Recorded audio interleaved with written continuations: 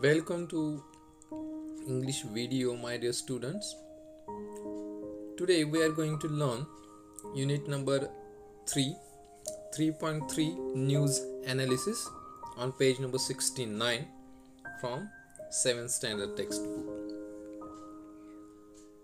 News म्हणजे बातम्या आणि ॲनालिसिस म्हणजे त्याचं केलेलं पृथक्करण. Let's see.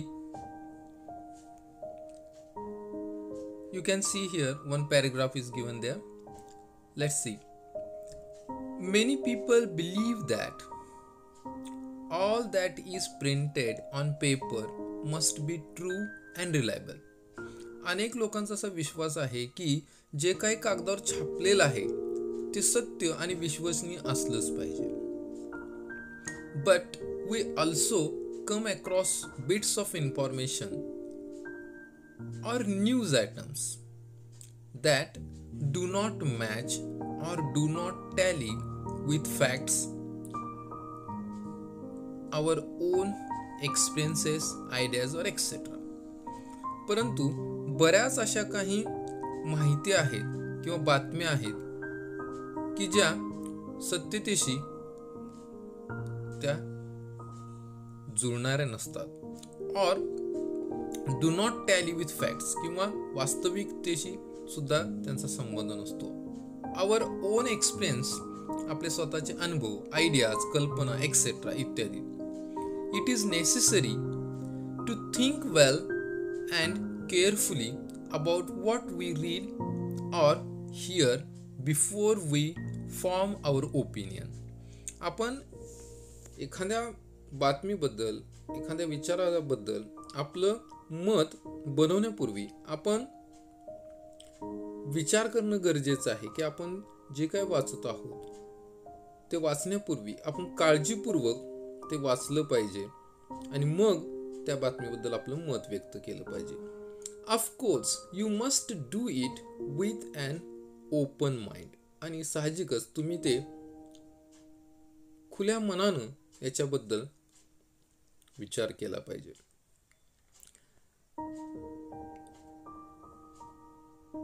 Look at the next paragraph here. Do you read newspapers every day? काय तुम्ही दररोज वर्तमानपत्र वाचता? Do you listen to the news bulletins on radio or TV? तुम्ही रेडिओवर किंवा टीव्हीवरच्या बातम्या ऐकता? You may have seen your elders or friends reading news items and discussing them with feelings.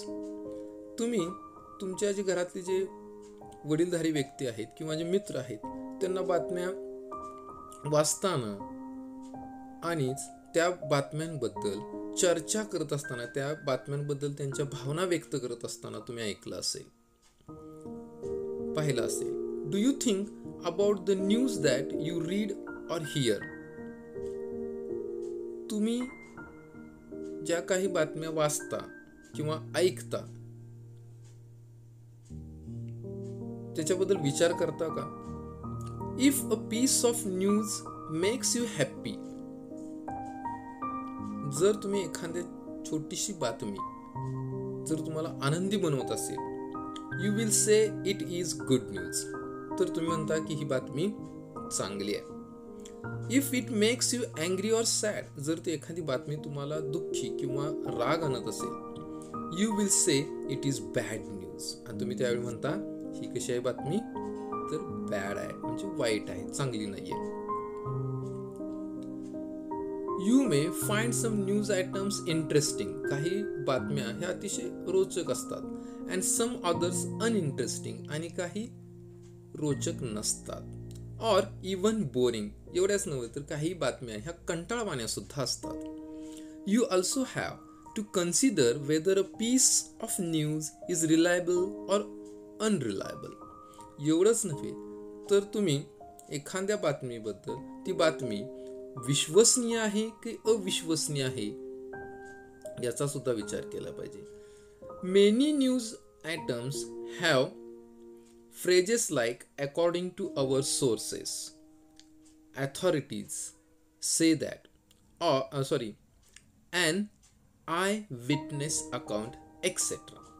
आता एवढंच नव्हे तर अनेक बातम्या अशा असतात की ज्याच्यामध्ये पुढील प्रमाणे वाक्प्रचारांचा उपयोग केला गेलेला असतोय. अकॉर्डिंग टू आवर सोर्सेस, आमच्या सूत्रांच्या नुसार, अथॉरिटीज से दॅट, तेथील संघटनेने सांगितल्याप्रमाणे, अँड आय विटनेस अकाउंट, आणि तेथील प्रत्यक्षदर्शी लोकांच्या साक्षीने, etcetera, to convince the readers to of viewers that the news is reliable. आता ह्या फ्रेजेस का वापरले जातात, तर हे वाक्यप्रचार वाचकांना किंवा वर्तमानपत्र पाहणाऱ्यांना विश्वास बसण्यासाठी अशा फ्रेजेस वापरले जातात. और द रिपोर्टर मे सिम्पली से, किंवा वार्ताहर सहज एक सिंपल वाक्य वापरतो, इट इज लर्न दॅट, अशी माहिती मिळाली की, it has come to lighten that,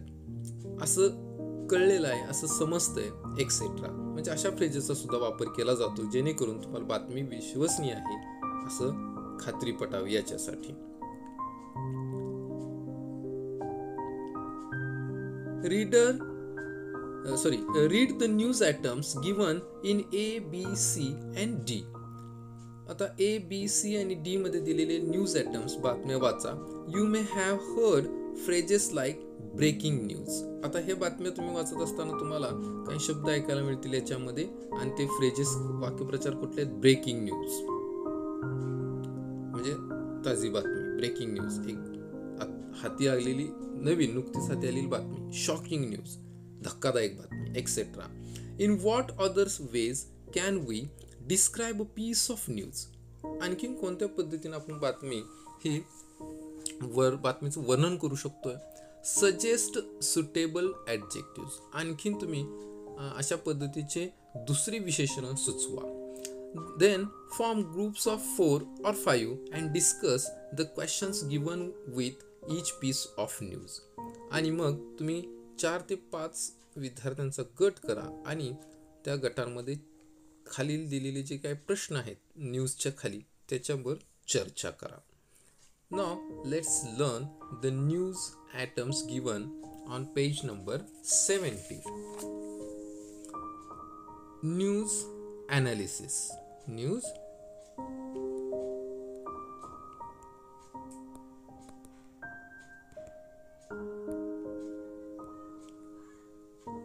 analysis. A. Closed shoes not allowed in examination hall.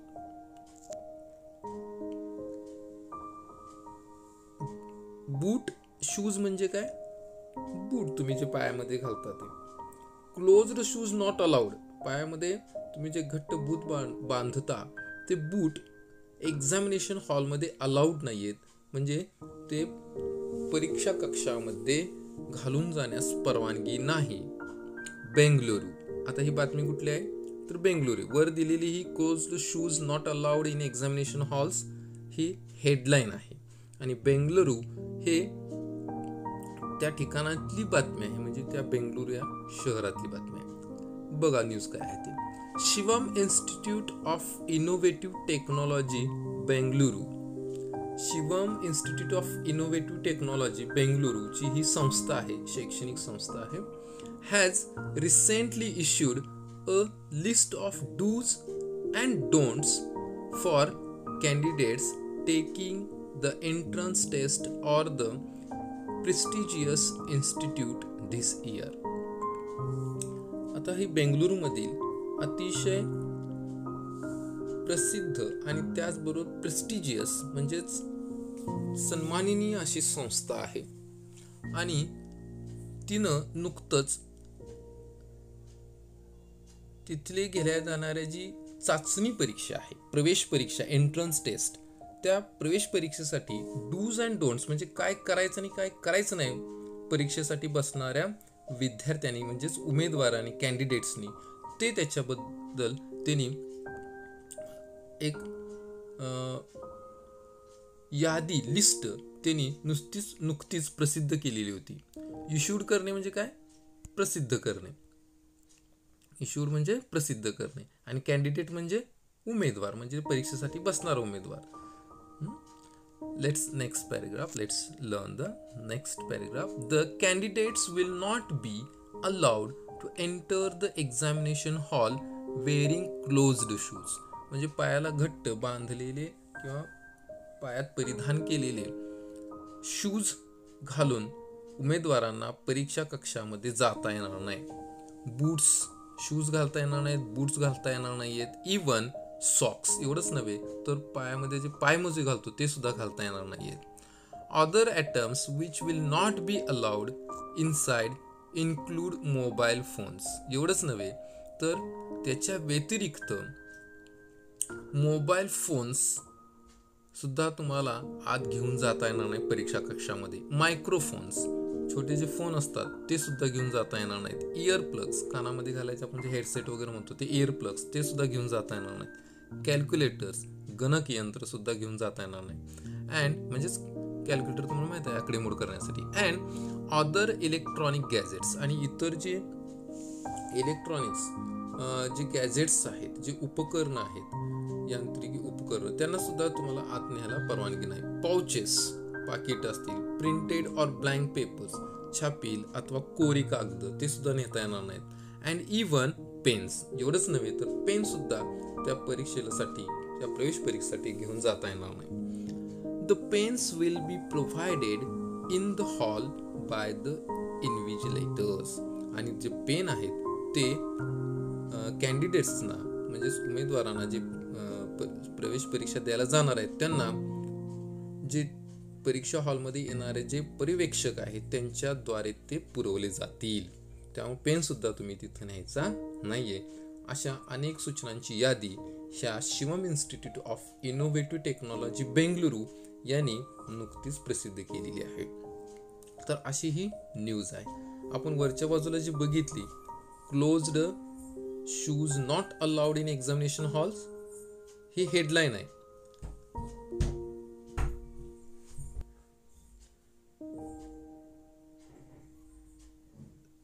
Now we will see the questions given below.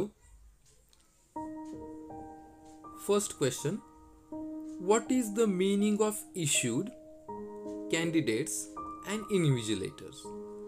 Issued म्हणजे काय, candidates म्हणजे काय आणि invigilators या तिन्हींचा अर्थ काय आहे या तिन्ही शब्दांचा तो इथं उत्तरामध्ये लिहायचा आहे. आता मी न्यूज आयटम स्पष्ट करून सांगत असताना ते एक्सप्लेन केलेलं आहे. Second question: who is conducting the test? ही परीक्षा कोण घेत आहे, कोणाद्वारे ही टेस्ट घेतली जाते, त्या इन्स्टिट्यूटचं नाव इथे येणार आहे. Question number 3: discuss the following in groups of 4 or 5. 4 ते 5 विद्यार्थ्यांचा गट करा आणि खालील जे काही पॉइंट्स दिलेले आहेत त्याच्यावर तुम्ही डिस्कस करायचं आहे. Let's see the a topic. Why is closed footwear means shoes, socks not allowed in the examination hall? परीक्षा कक्षामध्ये क्लोज्ड फुटवेअर्स म्हणजे पायाबरोबर घट्ट, पायाला बरोबर घट्ट बसणारे जे पादत्राणे आहेत की शूज असतील, सॉक्स असतील, ते तुम्ही का घालून जाऊ शकत नाही याच्यावर चर्चा करायची आहे. बघा, थोडंसं विचार करा, तुम्हाला नक्की त्याच्यावर योग्य चर्चेला पॉइंट्स सापडतील. बी: Why has the institute not allowed electronic gadgets in the hall? इन्स्टिट्यूटनं इलेक्ट्रॉनिक गॅजेट्सना हॉलमध्ये, परीक्षा कक्षामध्ये नेण्यास का मनाई केलेली आहे त्यावर चर्चा करायची. See: What other measures can be taken to prevent copy? आता आणखीन कॉपी म्हणजेच काय तर नकल, एक दुसऱ्याचं बघून उत्तर काढण्यापासून रोखण्यासाठी आणखीन काय उपाययोजना घेतल्या जाऊ शकतात याच्यावर तुम्ही चर्चा करायची. म्हणजे ह्यांनी जे आता शिवम इन्स्टिट्यूटने जे काही तर डूज अँड डोंट्सची लिस्ट दिलेली आहे ती त्यासाठीच होती, कॉपी न करावी कॅन्डिडेट्सनी म्हणून. क्वेश्चन नंबर 4 काय बघा. Question number 4: Why is this news published in newspaper? Very important question. ही बातमी न्यूजपेपरमध्ये का देण्यात आलेली आहे, याचा उद्देश काय? साहजिकच आहे, through newspaper everyone will read this news, they will learn about the rules and regulations of the entrance test and they will prepare themselves. साहजिकच आहे, या न्यूजपेपरमध्ये ही बातमी देण्याचा एकच उद्देश आहे, ते म्हणजे या परीक्षेला बसू इच्छिणारे जे काही कॅन्डिडेट्स आहेत, उमेदवार आहेत, जे म्हणजे विद्यार्थी आहेत, त्यांनी ही बातमी वाचावी आणि योग्य ती खबरदारी घेऊन परीक्षा कक्षामध्ये परीक्षा देण्यासाठी यावे, हेच त्याच्या पाठीमागचा उद्देश आहे. So write this all these 4 questions in your notebook. Only 1, 2 and 4, these 3 questions solve in your notebook, and question number 3 is not for written, it is for GD, from group discussion. I hope you like this video. If you like this video, like it, share it and subscribe my channel. And thank you for watching this video. Thank you very much.